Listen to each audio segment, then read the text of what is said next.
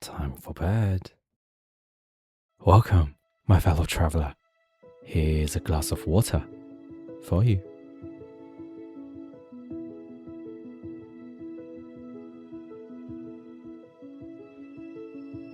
Hey, my fellow traveler. You're back. It's very nice to see you. Tonight, I'm gonna bring you a new series of Bedtime Story. So, lay down, close your eyes, and let's get started.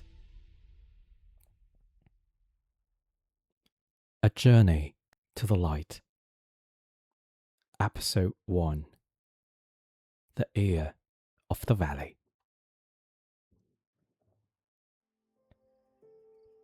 11:30 p.m. Time on the watch. The last meeting just ended. Christopher was the only one still sitting at his desk. The office was quiet.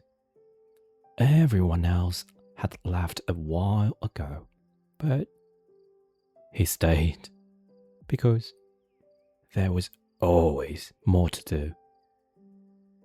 And also, he was the one who always said yes to every job.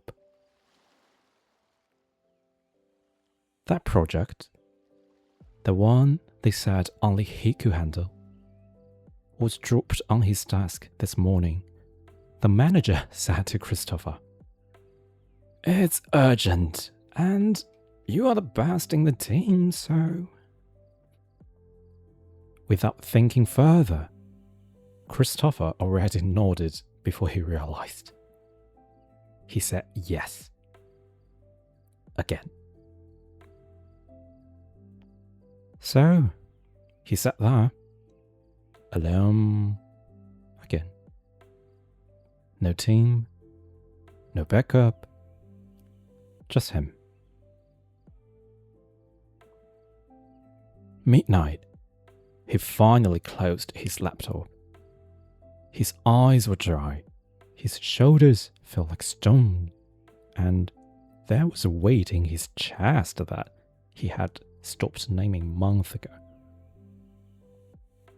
He stood up slowly and walked out into the night. The cloud curtained the moon and stars, and rain began to fall. Christopher looked at his phone and sighed. Oh, great. 126 in queue. A ring always makes the card-lifted demand explode.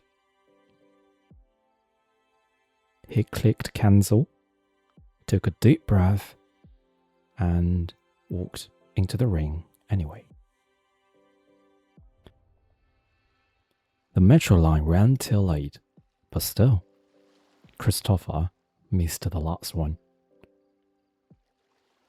Christopher ran to the platform and shouted, "Wait!" The whistle blew, the doors closed, and he could only watch as the last chance of going home drove away in front of him. Traffic. He took out his phone, started queuing again. Oh dear, Q200, estimated wait, 90 minutes. He thought about a hotel nearby, so he went away from the platform towards the far corner of the station, where no one usually goes. And then he saw it. Light. Soft and golden, coming from behind a rusty door. The kind that usually served as storage for the cleaning stuff. Curious, Christopher stepped closer, reached out towards the handle, murmuring Maybe, they forgot to turn off the light. He pushed it open. The light spilled over him like late afternoon sun in autumn, warm and gentle. Christopher paused.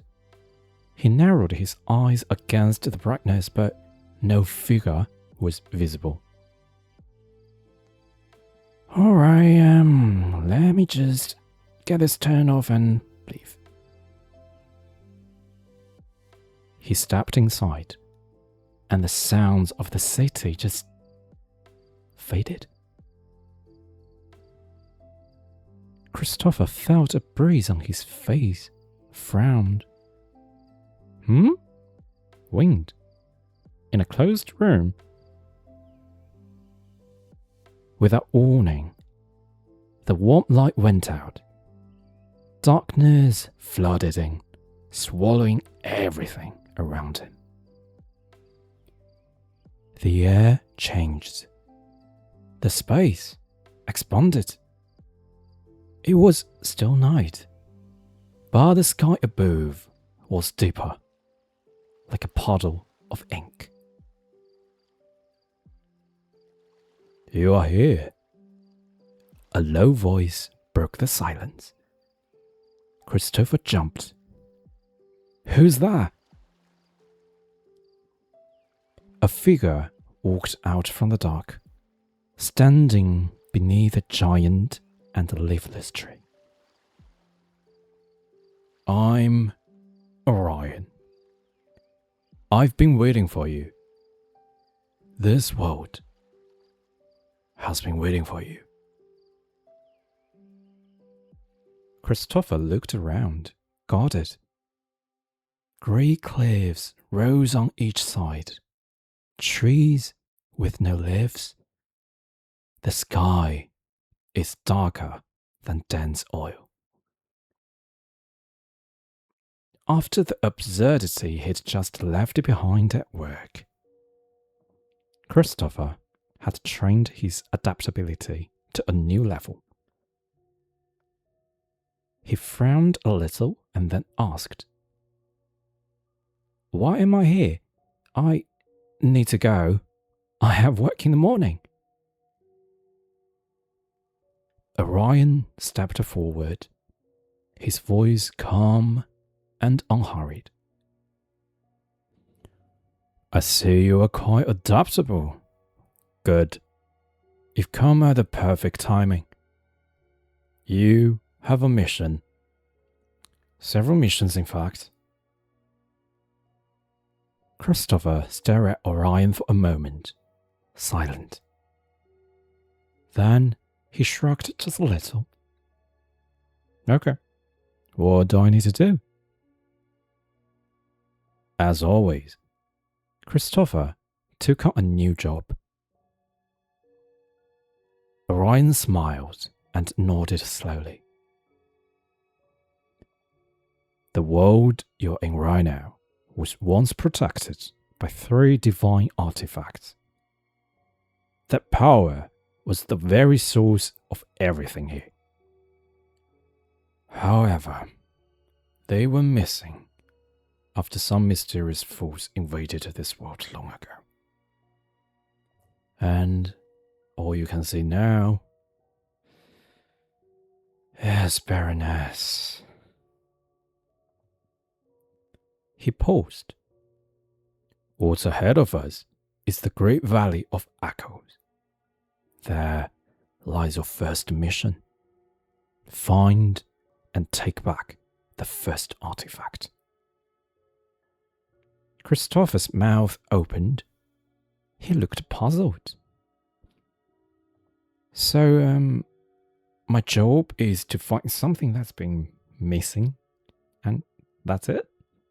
That's why you brought me here? Orion shook his head gently. I did not bring you here. Then why am I here? You choose to come here yourself. The door of opportunity only opened for those who are willing. Christopher stared at Orion with no words. He was right. It was Christopher himself who decided to walk through the door. But that was only out of curiosity and kindness. Christopher cleared his throat. What do I need to do to find the first artifact? Orion raised his head, a faint smile on his face. I wish I knew, but I'm merely a spiritual projection of the world itself. You will need to work it out on your own, Pathfinder. A breeze, a gentle fade, Orion's figure dissolved into the dark. Christopher stood there, feeling the weight in his chest and the strangeness of this place at the same time. He looked ahead at the valley shrouded in darkness and lifted his feet. Oh, well, here we go then. As Christopher walked deeper into the valley, the path narrowed, and he began to notice cracks in the walls, and something else. Voices, mumbling, whispering. At first, he thought they were just echoes of his footsteps or the wind, but they grew, and then they were everywhere. Oh, there you are. A living being, finally. It's here for the artifact. From both sides of the walls, the cracks had shaped themselves into mouths made of stone. Thousands of them, big and small, speaking. Hey, young man, you should try this side. Maybe it's buried here. No, don't be fools. Come to my side. The artifact is here. They are both lying. Listen to me. I will tell you where it is. Christopher's pace slowed. His chest tightened. These voices, they were so familiar. He had heard them before. In meetings, in corridors, in his own head at 2 a.m. He stood very still. The voices pressed in from all sides, each one asking him to listen, to choose, to respond. But he didn't know which way to go. And in the midst of the chaos, something deeper inside him turned quietly, like a key turning in a lock. It's a thought, small, almost forgotten. Aren't you tired of listening to what others say about you?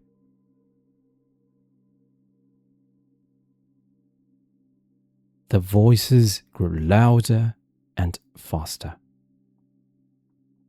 You are useless. Do what I say. Just agree. It will be easier. Christopher raised his head very slowly. He didn't shout. He just stopped. And in the silence that followed, he whispered very softly and firmly. No, not this time. The mouths on the walls paused, all of them at once. What did you say? Christopher breathed in and out. I said no. I am done listening to all of you. Dead silence, as if time has stopped. Christopher stood there still, and in the quietness that followed, he felt something shifted inside. The voices didn't disappear all at once. They murmured with surprise, anger, or disappointment. They faded slowly, one by one, like people who had been talking for a very long time and finally remembered they could rest. Christopher breathed in a good pace, and with each breath out, the noise grew quieter until there was nothing left but silence. And in the silence, he saw something else. A tiny dot of light, hidden somewhere deep among the rocks ahead. Christopher walked toward it and reached out his hand. To his surprise, the light met him halfway in the air and eventually settled in his palm, warm and smooth, like a tiny rock that stayed under the sunlight for some time. With the light in Christopher's hand, all the rocky walls around started collapsing into dust and forming a storm. The dusty storm went on and gathered around him, and those sandy particles went into the light dot in Christopher's hand, forming a sphere. The sphere grew bigger and gradually transformed into the shape of an ear, cold, heavy, shining. A golden ear now floated in front of Christopher, and the fierce storm rested. Christopher observed the golden object in his palm with interest, trying to figure out what it was exactly. A familiar soft footstep behind him appeared. "You succeed." Christopher looked back. Orion stood there, his expression gentle and certain. "You didn't fight them. You didn't shout." He paused. "You just stay with yourself long enough to hear it." Orion smiled. "That's harder than it sounds." Christopher looked at the golden ear in his hand. He could feel it now. A gentle voice. Not the noise outside, but something else inside. Something that had been there all along. Orion nodded slowly. "One artifact retrieved. 2 more to go. The path ahead will not be easy." He paused and looked at Christopher. "But I think you are ready." Christopher placed the golden ear in his pocket. The glow stayed close to him. Warm, steady, quiet. He turned and walked toward the east. The path ahead was dark, but his feet knew where to go. Orion stood there, seeing Christopher going forward. "Walk well, Pathfinder. I will be there, should you need guidance." Christopher walked on into the dark, feeling lighter and even more curious. That's the end of tonight's bedtime story. Good night, my fellow travelers. I will see you soon in our next adventure.